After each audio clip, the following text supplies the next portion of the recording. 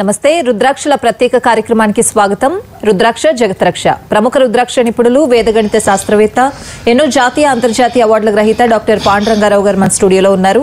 మీ పుట్టిన తేదీ వివరాలు తెలిపి ఎటువంటి రుద్రాక్షలు ధరించాలో గురువు గారిని అడిగి నేరుగా తెలుసుకోవచ్చు. స్క్రీన్ మీద డిస్ప్లే అవుతున్న నెంబర్స్ చూసి కాల్ చేయొచ్చు. నమస్తే గురుగారు. నమస్కారం. ఓం నమ శివాయ. ఒక మోటివేషనల్ స్టోరీతో కార్యక్రమంలోకి చిన్న కథ ఏదో చెప్పుకొని వెళ్దాం. ఎప్పటిలాగే ఒక వ్యక్తి కట్టెలు కొట్టుకొని జీవనాన్ని కొనసాగిస్తున్నాడు. తనకి అన్న కూడా ఉన్నాడు. అన్న చేసిన మోసానికి కట్టెలు కొట్టుకుంటున్నాడు. ఇద్దరు అన్నదమ్ములు. తండ్రి చనిపోయిన తర్వాత ఆస్తిలో ఎక్కువ భాగం తనే తీసుకొని I never thought I'd see this day. Our son Ayush is only 2 years old and he has cancer in his neck. My wife and I, we can't sleep, we can't eat. He has already had 2 chemotherapy sessions. I see fear in his eyes every time we go back to the hospital. ఒకరోజు యథాతథంగా భార్య పెట్టిన ఈ మధ్యాహ్నం food ఏదైతే రొట్టెలు ఉన్నాయో అవి అడవిలో తింటూ ఒక సిమెంట్ సింహం ఉంది, దాని మీద కూర్చొని దాని పక్కన కూర్చొని తింటున్నాడు. యథాలాపంగా తనకు తెలియకుండా అప్రయత్నంగా తను తింటూ ఓ రొట్టె ముక్కని ఆ నోరు తెరుచున్న సింహం నోట్లో కూడా పెట్టాడు. సింహం థ్యాంక్స్, కృతజ్ఞతలు అని చెప్పింది. ఇదేమిటి ఏదో మాటలు వినబడుతున్నాయి ఎక్కడి నుంచి అంటే సింహం నుంచి. ఏమిటి మాట్లాడుతుందని చెప్పేసి చూస్తే ఎస్ నేనే మాట్లాడుతున్నాను, నాకు ఇంతవరకు ఎవరు ఇలా చూడలేదు, ఆహారం పెట్టలేదు, ఏదన్నా దొరికితే అడవిలో తీసుకొని వెళ్ళడమే తప్ప నన్ను చూసేది లేదు, నాకు ఆహారం పెట్టింది లేదు. నువ్వు పెట్టావు కాబట్టి నీకు కృతజ్ఞతలు తెలియజేశాను. సో నీకు ప్రత్యామ్నాయంగా ఏదో ఒకటి చేయాలి కాబట్టి నా దగ్గర బోల్డంత సంపద ఉంది.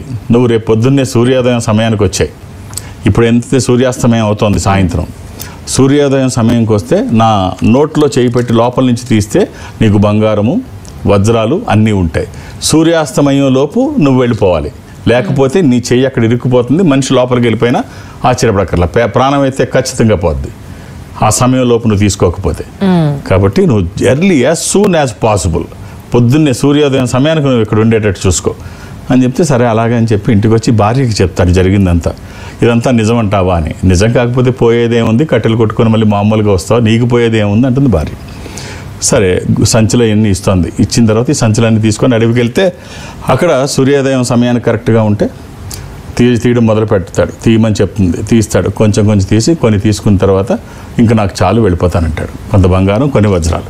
ఇదేమిటి సాయంత్రం వరకు సమయం ఉంది, నువ్వు రాగానే ఇలా 4 సార్లు తీసుకొని వెళ్ళిపోతానంటావేంటి? ట్రై చేయి, వచ్చినంత తీసుకో, సాయంత్రం వరకు ఇంకా బోల్డ్ అంత సమయం ఉంది, మళ్ళీ అవకాశం నీకు రాదు.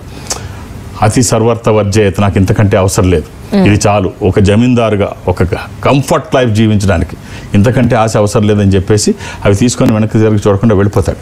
వెళ్ళిపోయి భార్యకి చెప్తాడు. తర్వాత మంచి బంగ్లా, కార్లు, నౌకర్లు, పెద్ద రాజభవనం ఇదంతా చూసి అన్నకు ఆశ్చర్యం వేస్తుంది, వీడికి ఇంత సడన్గా ఎలా వచ్చింది. భార్యని పంపిస్తాడు. వదిన గారు వస్తే పాపం ఈ తెంగరోడు మొత్తం చెప్పేస్తాడు. మొత్తం చెప్పేస్తే సరే తను కూడా భర్తను బయలుదేరమంటుంది. సంచులు నేను ఇస్తాను, తీసుకొని వెళ్ళు, కట్టెలు కొట్టు అంటే అలాగే రొట్టె ముక్క పెడుతుంది, పెడతాడు. నెక్స్ట్ డే మార్నింగ్ ఉదయం రమ్మని చెప్పి ఆ సింహం అడుగుద్ది. సూర్యోదయం సమయానికి కండిషన్స్ అన్నీ చెప్పుద్ది, సూర్యాస్తమయం లోపు తీసుకోకపోతే ఏమవుతుందో. సరే నెక్స్ట్ డే మార్నింగ్ సంచులు చాలా భారీగా తీసుకొని వెళ్తాడు.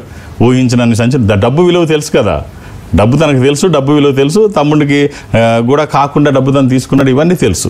వీళ్ళు అక్కడికి వెళ్ళిన తర్వాత తీయడం మొదలు పెడతాడు బంగారం. ఉదయం మొదలు పెడతాడు, సూర్యోదయానికి జస్ట్ బిఫోర్ వెళ్ళాడు, మొదలు పెట్టాడు. సూర్యాస్తమయం అయిపోతుంది, ఇంకా తీస్తున్నాడు. ఇదొక్కటి తీసి ఆపేద్దాం. ఆ ఆశ చావక ఆఖరిలో చెయ్యి కూడా అందులో ఉండిపోయింది, అది మూసుకుపోయింది. మనిషి కూడా లోపలికి వెళ్ళిపోయాడు, చనిపోయాడు. దురాశ దుఃఖానికి చేటు, అతి సర్వర్త వర్జయత్. ఎంతవరకు అవసరమో అంతవరకు ఏదైనా. ఈ కథ మనకి ఏం తెలియజేస్తుందంటే డబ్బు అది ఇది కాదు, కానీ దేంట్లో అయినా అతిగా చేస్తే ఇలాగే ఉంటుంది. అతి ఎప్పుడూ ప్రమాదమే. అవసరానికి చేయాల్సినవి చేయాలి, అనవసరమైన పక్కన పెట్టుకోవాలి. ఆల్రైట్ గురువు గారు, కాలర్ వెయిట్ చేస్తున్నారు, కాల్ తీసుకుందాం. సైదేశ్వరరావు గారు కోదాడు నుంచి. నమస్తే అండి. శివాయ నమః. ఎలా ఉన్నారండి? బాగున్నా సార్. సార్ చెప్పండి, డేట్ ఆఫ్ బర్త్ ఇస్తారా? 4/7/94 అండి. మా బాబు అండి ఇది. సాయి కుమార్ అండి పేరు. సార్ సాయి కుమార్ సోమవారం పుట్టినట్టు తెలుసా సార్? అవునండి తెలుసు. జనరల్గా మర్చిపోతారని అడిగాను సార్, అంతే. Okay okay.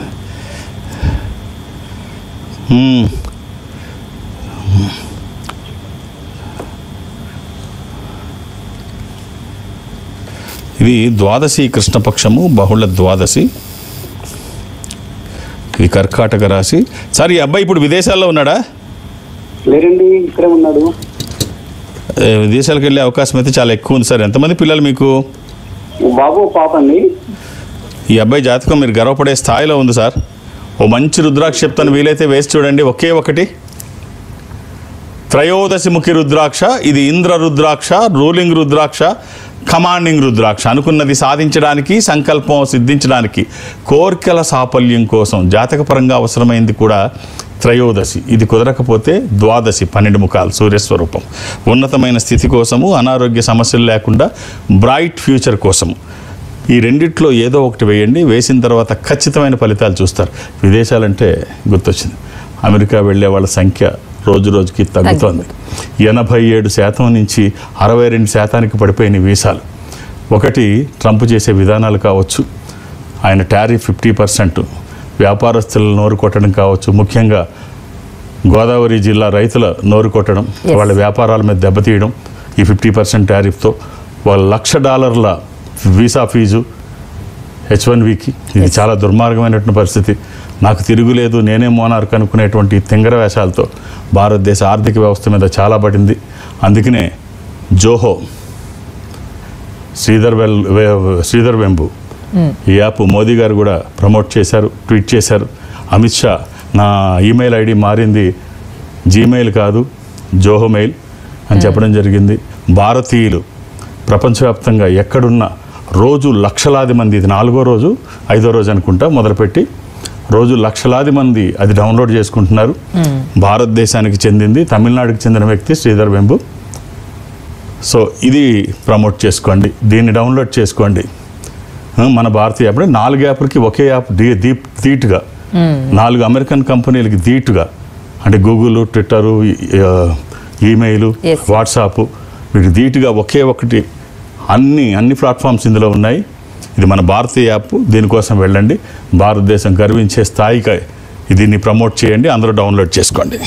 ఆల్రైట్ గురుగారు, కాలర్ వెయిట్ చేస్తున్నారు. శ్రీనివాస్ చౌదరి గారు హైదరాబాద్ నుంచి. నమస్తే అండి. నమస్తే మేడం, మాట్లాడండి గురుగారు. డాక్టర్ గారు.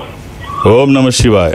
ఓం నమ శివాయ. 2-10-96 అండి. ఈ యాప్ ప్రమోట్ చేయట్లేదు, ప్రమోషన్ కోసం నేను చెప్పట్లేదు, జస్ట్ ఒక భారతీయుడిగా అంతే, ఒక భారతీయుడిగా ఇన్ఫర్మేషన్ అంతే. అంతేగాని యాడ్ ప్రమోషన్ కోసం డబ్బులు తీసుకుని ఇలాంటి మనకు తెలియదు, అవి చెయ్యం. ఇది జస్ట్ ఒక భారతీయుడిగా.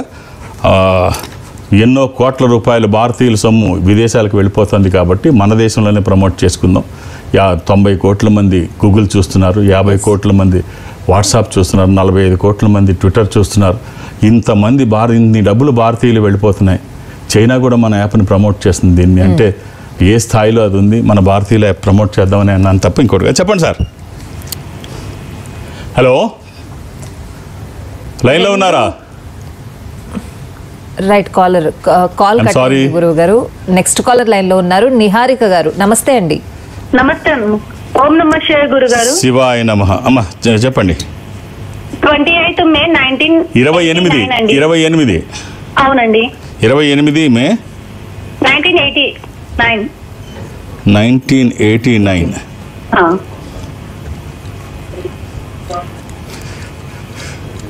ఆదివారం పుట్టినట్టు తెలుసా అమ్మా? అవునండి. ఇది నవమి, కృష్ణపక్షము, బహుళ నవమి. ఇది మీనరాశి, ఉత్తరాభాద్ర నక్షత్రము. అవునండి. 10 సంవత్సరాల క్రితం మా నాన్నగారు మీ దగ్గరకు వచ్చారంట. ఏమైందమ్మా? అంటే అప్పుడు మా నాన్నగారు బట్టల బిజినెస్ అండి. సో దాంట్లో చాలా లాస్ వచ్చి ఇది అవుతుంటే ఎవరో వాళ్ళ ఫ్రెండ్ చెప్తే మీ దగ్గరకు వచ్చారంట.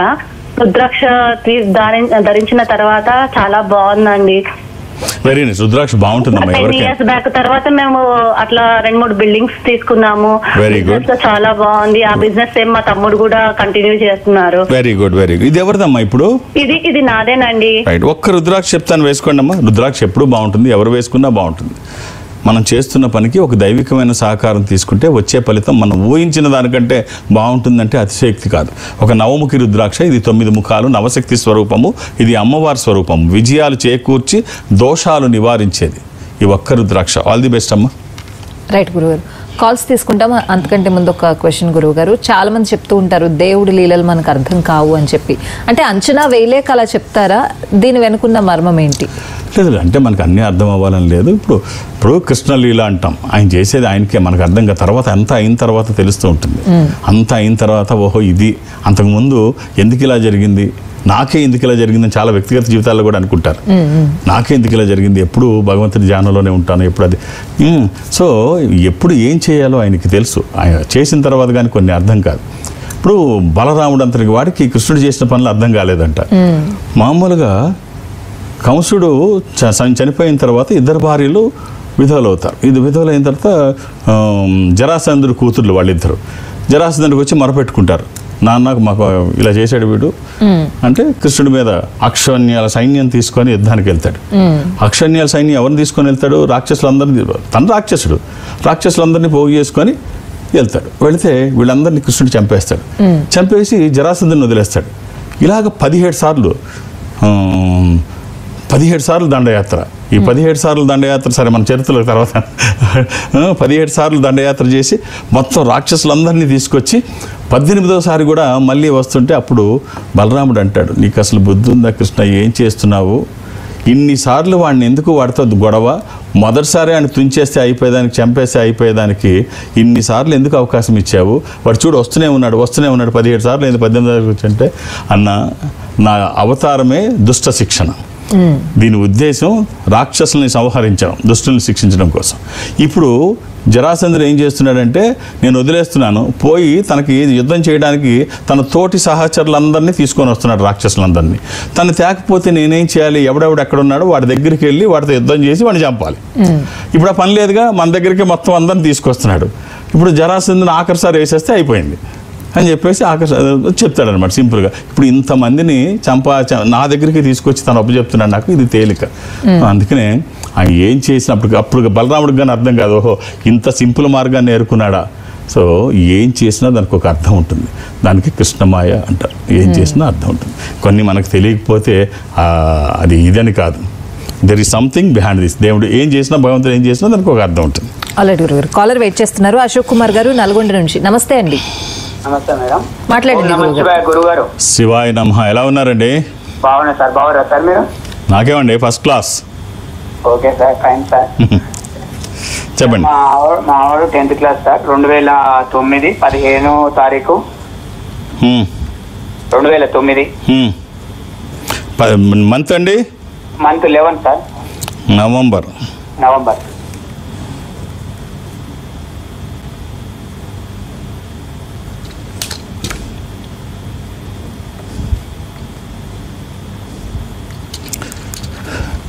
సారీ తప్పేసుకున్నానండి. ఒక్క నిమిషం. Okay sir.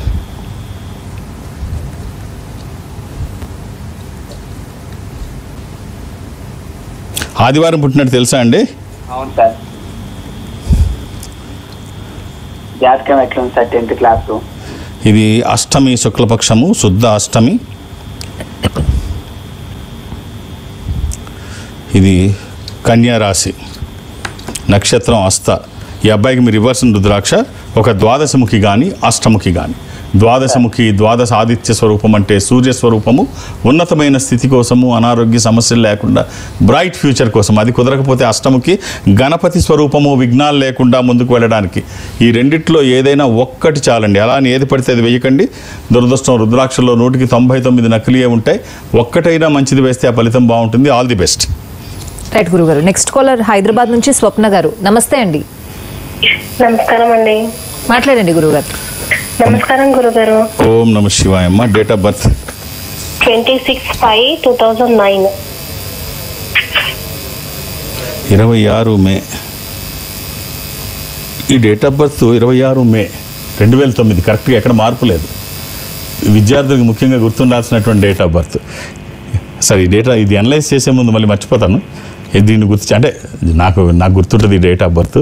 పిల్లలకు కూడా గుర్తుండాలని చెప్తున్నాను. స్టూడెంట్స్కి ముందు గుర్తుండాల్సిన డేట్ ఆఫ్ బర్త్ 26 మే 2009 కూడా. ఈ 2009 26 మే ఏమిటంటే డాక్టర్ ఏపీజే అబ్దుల్ కలాం దీనికి స్విట్జర్లాండ్ వెళ్ళినప్పుడు, స్విట్జర్లాండ్ దేశం వెళ్ళినప్పుడు 26వ తారీఖు మే నెలలో ప్రెసిడెంట్గా ఆయన ఉన్నప్పుడు వెళితే అప్పుడు వాళ్ళు ఆ రోజుని సైన్స్ డేగా ప్రకటించారు, స్విట్జర్లాండ్ సైన్స్ డేగా. సో అందుకని ఈ డేట్ మర్చిపోలేం. మనకి మిసైల్ మ్యాన్గా, పీపుల్స్ ప్రెసిడెంట్గా. ఇది శనివారము, ఇది అష్టమి శుక్లపక్షము, ఇది మఖా నక్షత్రము, సింహరాశి. ఇవన్నీ తెలుసమ్మా? రైట్. వేసుకోవాల్సిన రుద్రాక్ష సింపుల్గా ఒక అష్టముకి, ఇది గణపతి స్వరూపము. విఘ్నాలు లేకుండా ముందుకు వెళ్ళడానికి, నిర్విఘ్నంగా అన్ని పనులు చేసుకోవడానికి, కెరీర్ కోసము, ఎడ్యుకేషన్ కోసము, ఇది వాక్కుకి సంబంధించి, నాలెడ్జ్కి సంబంధించి ఈ ఒక్క రుద్రాక్ష వేయండి, సరిపోద్ది. All the best. రైట్ గురుగారు, మిమ్మల్ని నేరుగా సంప్రదించాలి అంటే మీరు ఎక్కడెక్కడ అందుబాటులో ఉంటారు? అపాయింట్మెంట్స్ ఏమైనా ఉంటాయా? నేను ఒక ఆధ్యాత్మిక సంస్థలో ఉంటాను. ఈ సంస్థ ప్రపంచవ్యాప్తంగా ఉంటుంది. జనరల్గా ఎక్కడికి వెళ్ళడానికి నాకు అవకాశం లేకపోయినా ప్రతి గురువారము ఈ సంస్థ బ్రాంచ్లు ఏదో ఒకదానికి, అది దక్షిణ భారతదేశంలో సౌత్ ఇండియా నేను అటెండ్ అవుతూ ఉంటాను. సౌత్ ఇండియాలో ఏదో ఒక బ్రాంచ్కి వెళ్తుంటా గురువారం. ఇప్పుడు కమింగ్ థర్స్డే నేను మోస్ట్లీ విశాఖపట్నం అనుకుంటున్నాను, అయితే అయ్యి ఉండవచ్చు, అడిగితే వాళ్ళు చెప్తారు, నాకంటే ఇన్ఫర్మేషన్ లేదు. మోస్ట్లీ విశాఖపట్నం. నేను గురువారం నాడు అక్కడ ఉంటాను. నన్ను కలవాలంటే 2-3 పేర్లు మీరు అక్కడ నమోదు చేయించకండి, ఒక్కొక్క పేరే నమోదు చేయించండి. ఎందుకంటే నాకు ఒత్తిడి ఎక్కువ ఉంటుంది. విశాఖపట్నం 2 తెలుగు రాష్ట్రాల్లో, హైదరాబాద్ తర్వాత మళ్ళీ అంతర్తి పెద్ద నగరం విశాఖపట్నం. దానికి కనెక్టివిటీ కూడా అటు నుంచి వెస్ట్ బెంగాల్ నుంచి, ఒరిస్సా నుంచి కూడా కనెక్టివిటీ ఎక్కువ ఉంటుంది. ఇటు నుంచి ఆంధ్ర ప్రాంతం నుంచి ఉంటుంది. నగరం కూడా పెద్దది. నాకు ఒత్తిడి ఎక్కువ ఉంటుంది. మీరు అర్థం చేసుకొని సహకరించి ఒక్కొక్క పేరే నమోదు చేయించండి. అలాగే హైదరాబాద్లో నన్ను కలవడానికి నేను ఎవరికి అపాయింట్మెంట్స్ ఇవ్వను, ఏ రికమెండేషన్ తీసుకోను. నన్ను కలవడానికి ఇవేమీ అవసరం లేదు, నేను ఉన్నప్పుడు వస్తే చూసేస్తాను అంతే. అలాగే దూర ప్రాంతాల నుంచి కూడా ఇక్కడి వరకు రావక్కర్లేదు. ఈ సంస్థ అన్ని చోట్ల ఉంటుంది. ముఖ్యంగా సౌత్ ఇండియా నేను అటెండ్ అవుతాను. ఈ సౌత్ ఇండియాలో దగ్గరగా మీరు ఎక్కడైనా ఈ సంస్థకి దగ్గరగా మీరు ఉంటే, అంటే బెంగళూరులో మీరు ఉన్నారనుకోండి, ఇన్ఫాంట్రీ రోడ్లో బెంగళూరులో ఈ సంస్థ ఉంటుంది. మీరు అక్కడికి వెళితే ఓ స్పెషల్ రూమ్లో ఒక స్పెషల్ స్క్రీన్ ముందు మిమ్మల్ని కూర్చోబెడతారు. అటు మీరు ఇటు నేను ఎదురుబెదురుగా కూర్చొని 1-to-1 మాట్లాడుకునేటువంటి అవకాశం ఉంటుంది. అది చెన్నై కావచ్చు, బెంగళూరు, విశాఖపట్నం, విజయవాడ, తిరుపతి, రాజమండ్రి, శ్రీశైలం, వేములవాడ, కాళహస్తి, ఇలా ఎక్కడైనా మీరు అక్కడికి వెళ్తే వాళ్ళు నాతో మాట్లాడించే ప్రయత్నం చేస్తారు. మాట్లాడే ప్రయత్నం నేను చేస్తాను. ఆ విధంగా నాతో మాట్లాడినా, డైరెక్ట్గా హైదరాబాద్ వచ్చి నన్ను కలిసినా, లేదు రేపు గురువారం నాడు నన్ను విశాఖపట్నంలో కలవాలని మీరు అనుకున్నా, ఒక్కొక్క డేట్ ఆఫ్ బర్త్ మాత్రమే ఇవ్వండి, 2-3 ఇవ్వకండి. ఆల్రెడీ గురుగారు కాలర్ వెయిట్ చేస్తున్నారు. విజయవాడ నుంచి శ్రీనివాస్ గారు, నమస్తే అండి. మాట్లాడండి గురుగారితో. శ్రీనివాస్ గారు సార్ చెప్పండి. నమస్తే సార్. చెప్పండి. అదే date of birth 3 December 2005 sir. ఏమండి? 3 డిసెంబర్ 3 2005. 2000. ఎవరిదండి ఇది? నాదే సార్. ఆదివారం పుట్టినట్టు తెలుసా అండి? ఆదివారం అండి. 3 డిసెంబరే కదా, ఆదివారం. 3 డిసెంబర్. ఓకే. ఇది అష్టమి శుక్లపక్షము, శుద్ధ అష్టమి.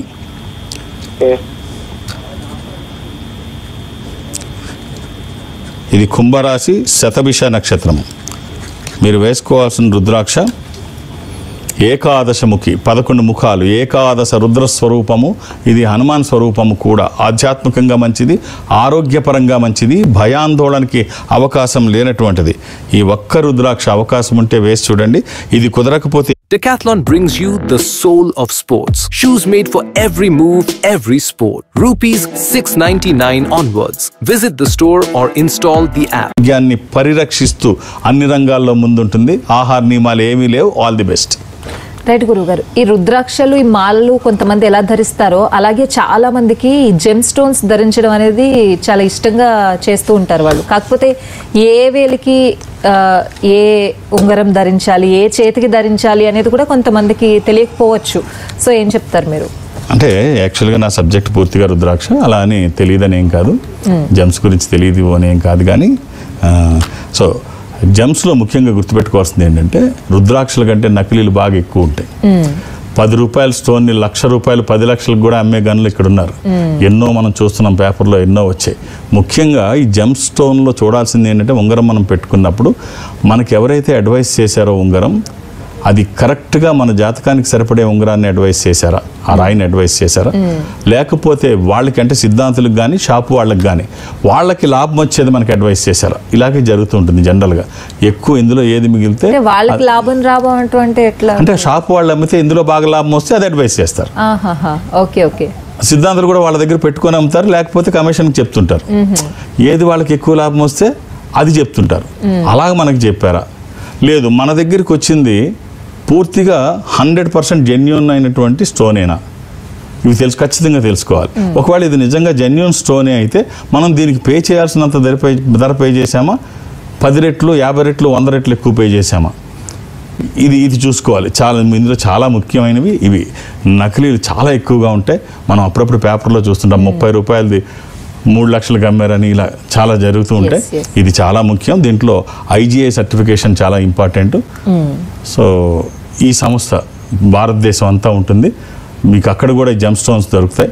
మీరు ఈ సంస్థలో ఎక్కడికి వెళ్ళినా వాళ్ళు మీ సైజ్ తీసుకుంటారు, సూరత్లో చేసేసి రెండో రోజు మీకు ఇచ్చేస్తారు. అది గోల్డ్లో అయినా లేదు, మీరు పంచలోహాల్లో వేసుకుంటే అడ్వాంటేజ్ ఏంటంటే ఈ రుద్ర ఫౌండేషన్ అని సంస్థ ఒకటి ఉంది. రోజు ఫ్రీ మీల్స్ పెట్టడం కానీ ఇలాంటివి జరుగుతూ ఉంటాయి. మనం ఎప్పుడు దీని గురించి మాట్లాడుకోలేదు. మీరు పంచలోహాల రింగ్ తీసుకుంటే ఆ రింగు 2800 మెటల్ కాస్ట్ పడుతుంది అనుకుందాం. 1400 మీరు పే చేస్తే మిగిలిన 1400 రుద్ర ఫౌండేషన్ పే చేస్తుంది. ఇక స్టోన్కి ఏ స్టోన్ తీసుకుంటే దానికి యాక్చువల్ ప్రైస్ మీరు పే చేయాలి. అది IGI సర్టిఫికేషన్తో ఉంటుంది, జెన్యూన్ స్టోన్. ఖచ్చితంగా నేను మీకు అడ్వైస్ చేయడానికి నేను పనికొస్తానంటే నన్ను అడిగితే నేను చెప్తాను, నేను ఉపయోగపడతాను, నేను చెయ్యగలను అంటే నేను అడ్వైస్ చేస్తాను. ఆల్రైట్ గురువు గారు. సో చాలామంది ఉద్యోగం చేస్తూ ఉంటారు, వ్యాపారం చేస్తూ ఉంటారు, కానీ మీ నోటి నుంచి ఎప్పుడు వ్యాపారానికి సంబంధించిన మాటలు ఎవరైనా కాల్ చేస్తే వ్యాపారం బాగా చేసుకోండి అని అంటూ ఉంటారు. సో దీనికి కారణం ఏంటి? ఉద్యోగం తప్పని కాదు, వ్యాపారం చేసే అవకాశం ఉంటే వదలొద్దని. చాలామంది ఏమనుకుంటారంటే ఉద్యోగం పురుష లక్షణం అనుకుంటారు. ఈ మైండ్ సెట్ మారాలి. ఉద్యోగం పురుష లక్షణం అనేది ఇది పురుష స్త్రీ అనేది కాదు. ఇక్కడ పురుషుడు అన్న పదానికి అర్థం ఏమిటంటే మనుష్యులు అని. అర్థము పురుషార్థముల లోపల నుత్తమము, అర్థవంతునకు లోకనం దసాధ్యమిందేది కానము. అంటే ఇక్కడ పురుషుడు అంటే మనిషి అని అర్థం, స్త్రీ లింగం గురించి చెప్పలేదు, మనిషి అని. అలాగే ఉద్యోగము అంటే ఉద్యోగం అని కాదు, ప్రయత్నము అని. ఉద్యోగం అంటే ప్రయత్నం అని. మనకి మహాభారతంలో పర్వాలు చూసినట్టయితే 4వ పర్వం ఉద్యోగ పర్వం. ఆది పర్వము, సభా పర్వము, అరణ్య పర్వము, ఉద్యోగ పర్వము, విరాట పర్వము, ఇలా ఉంటాయి. 4వది ఉద్యోగ పర్వము. ఈ ఉద్యోగ పర్వం మనకి ఏం తెలియజేస్తోంది? ప్రయత్నించమని. అంటే ఈ యుద్ధాన్ని ఆపే ప్రయత్నం, సంధి చేయడానికి చేసే ప్రయత్నం ఉద్యోగ పర్వం. సో ఇక్కడ మనకేం తెలియజేస్తుందంటే నువ్వు ప్రయత్నం చేయి, అంతేగాని ఉద్యోగం చేయమని కాదు. ఇక్కడ ఇది ప్రయత్నానికి పేరు ఉద్యోగము అని. ఉద్యోగం అంటే అర్థం ప్రయత్నము, అంతేగాని ఒక దగ్గర పని చేయమని కాదు. సో వ్యాపారం చేసే అవకాశం ఉంటే ఖచ్చితంగా వ్యాపారం చేయండి. ఉద్యోగం రాకపోతే వ్యాపారం వైపు ఆలోచన చేయండి. ఉద్యోగం రాలేదని ఇంటి దగ్గర కూర్చోవడం కరెక్ట్ కాదు. ఇప్పుడు మనం అనేక సందర్భాల్లో చెప్పుకున్నాం. ఒక ఇంజనీరింగ్ గ్రాడ్యుయేట్ ఉంటాడు, తను బయటకు వచ్చిన తర్వాత తనతో పాటు 15 లక్షల మంది బయటకు వస్తారు. 1 లక్ష మాత్రమే ఎంప్లాయ్మెంట్ ఉంటుంది, మిగిలిన 1400 మంది ఏం చేస్తారు? సో కాబట్టి ఆ ఉద్యోగం వచ్చే వరకు కూర్చోకుండా ఏది మీకు వీలైతే దానికి వెళ్ళండి. అంతేగాని ఉద్యోగం రాకపోతే నేను పనికిరానో లేకపోతే నాకు అవకాశాలు లేవని కూర్చోవడం కరెక్ట్ కాదు. మీరు ఉద్యోగం చేస్తే నెలకు ఒకసారి జీతం వస్తుంది, మీరు వ్యాపారం చేస్తే మీ జీతం రోజు వస్తుంది. రోజు డబ్బులు వస్తూ ఉంటే ఆ డబ్బుతో వచ్చే కిక్కు ప్రపంచంలో ఏ మత్తు ఇవ్వలేదు. ఇంకో 10 ఏళ్ళు ఎక్కువ బతుకుతాం. సో కాబట్టి ఖాళీగా కూర్చోకుండా idle brain is devil's workshop. Of course గురుగారు, కొంతమందికి ఉద్యోగం లేకపోయినా వ్యాపారం చేయాలని ఉంటుంది, కానీ స్తోమత ఉండదు. ఎలా డీల్ చేయాలి వాళ్ళు? స్తోమత అంటే కోట్ల రూపాయలతోనే పెట్టాలని ఏం కాదు. చాలా కంపెనీలు అసలు ఏమీ లేకుండా, శాంసంగ్ కంపెనీ ఉప్పు చేపలు అమ్ముకునే కంపెనీ, చిన్నది డ్రై ఫిషెస్ అమ్ముకునే కంపెనీ, ఇవాళ ప్రపంచవ్యాప్తంగా చాలా పెద్ద పేరు తెచ్చుకుంది. హుందాయ్ కంపెనీ కూడా చిన్న చిన్న ఇల్లు కట్టుకునేవారు, ఇప్పుడు అది పెద్ద కార్ల కంపెనీ. అలాగే టిష్యూ పేపర్స్ అమ్ముకునే company Nokia, bathroom tissues. So ఇలాగా ఎన్నో కంపెనీస్ ఒక్కసారి ఏమి రాలా, చిన్న చిన్న పెట్టుబడులతో ఇంటర్నేషనల్ కంపెనీస్గా రూపొందాయి. మనం ఇంటర్నేషనల్ చేయక్కర్లా, మన వరకు మనం బాగా ఉండడానికి మీకు చిన్న ఆలోచనలు చేయండి. అది మిర్చి బజ్జీ దగ్గర నుంచి మీరు ఏరోప్లేన్ వరకు మీరు ఏది ప్లాన్ చేస్తారో ఖచ్చితంగా ప్లాన్ చేయండి. ఎక్కడ తేడాలు లేకుండా మీరు ఏది చేద్దాం అనుకుంటున్నారో దాన్ని ఫీజిబిలిటీస్, పాసిబిలిటీస్ అన్నీ చక్కగా పూర్వపరాలు పరిశీలించి ఇందులో నేను ఏం చేయాలి, ఏం చేయగలను, ఎవరి సహకారం తీసుకోగలను, ఇలా మీరు ఆలోచిస్తే మీ చేస్తున్న ఆలోచనకి దైవికమైన సహకారం తోడైతే అద్భుతాలు జరుగుతాయి. అందులో ఎలాంటి సందేహం లేదు. సో ప్రపంచవ్యాప్తంగా డబ్బులున్న వాళ్ళని ఎక్కడన్నా చూస్తే ఉద్యోగస్తులు మీకు ఎక్కడా కనిపించరు. టాప్ 10లో, టాప్ 100లో, టాప్ 1000లో, టాప్ 1 lakhలో సుందర పిచ్చయ్య వీళ్ళెవరు కనిపించరు అసలు. ఎక్కడ అడ్రస్ కూడా ఉండరు. సో ఎవరు ఉంటారంటే ఎంటర్ప్రెన్యూర్స్ ఉంటారు, ఇన్వెస్టర్స్ ఉంటారు, ఇండస్ట్రీ పీపుల్ ఉంటారు, అథ్లెటిక్స్ ఉంటారు, వీళ్ళు ఉంటారు. ఎక్కువ 75% షేర్ ఎవరిదంటే ఎంటర్ప్రెన్యూర్స్ది. కాబట్టి వ్యాపారం చేయడం తప్పు కాదు, వ్యాపారం చేయడానికి ప్రయత్నం చేయండి. భారతీయ ఆర్థిక